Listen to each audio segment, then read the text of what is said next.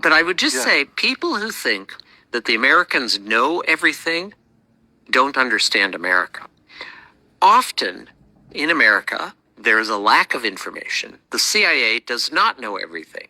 The CIA knows everything in Hollywood movies. But in real life, the CIA's information is often very limited. So that happens. And part of it is just a normal human relationship. That's why I don't like American soldiers in the Middle East to begin with, because we're out of our depth. We don't understand the culture. People do things and we don't understand why. So it's a broader discussion, Jed. But in any case, the American analysis about what was driving ISIS, I think, was mistaken. And the Americans ended up being involved in an Iraqi game, Nouri al-Maliki's game, of this is a good tribe and this is a bad tribe. And the dividing that Maliki did, the Americans were part of it. But let's be clear, it came originally from Nouri al-Maliki. It didn't come from Washington. I mean, who in Washington would know what a Baggara is? They wouldn't have you could ask 100 people in Washington, the national security establishment, they wouldn't know what a Baggara is. They just wouldn't know. Jabor, they wouldn't know. What was then your general impression of Ahmad al-Sharia? Because he was, during that period, in the phase of a certain transition in the appearance and the way he speaks and in the slogans that he might invoke.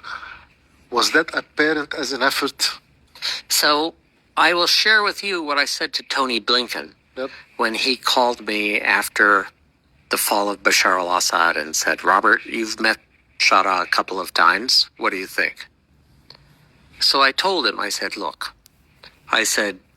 you will remember from the Obama administration, it was me who led the effort to put him on the terrorism list. And Blinken said, yes, I remember that.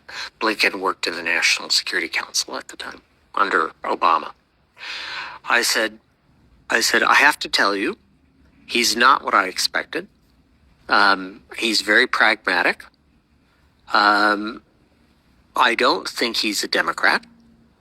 I think he rules, governs an essentially a military organization, and he's the general. And generals are not Democrats; they're generals.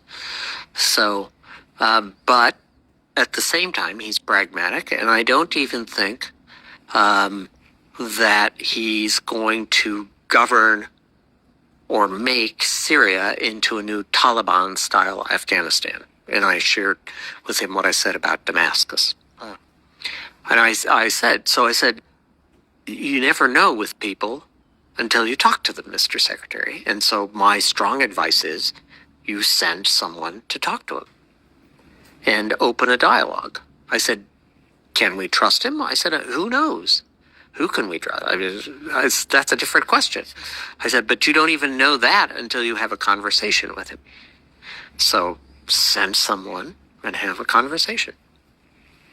Right. How did you receive the message, the news of the fall of the regime in such a quick way? Shocked. I mean, I think almost everybody in the United States was shocked. I had assumed, and I even wrote an article in Majalla saying that probably there would be a discussion between Shara and the Turks and the Russians for some kind of a new ceasefire, maybe before the fall of Homs. I said, I cannot imagine that the Russians are just going to watch.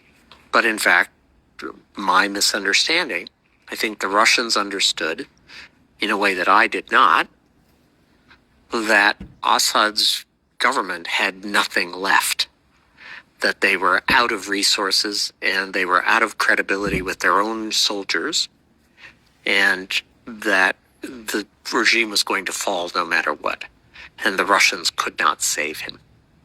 And therefore the Russians were entirely more pragmatic, which I think is something which President Chowda was just talking about in the media a few days ago.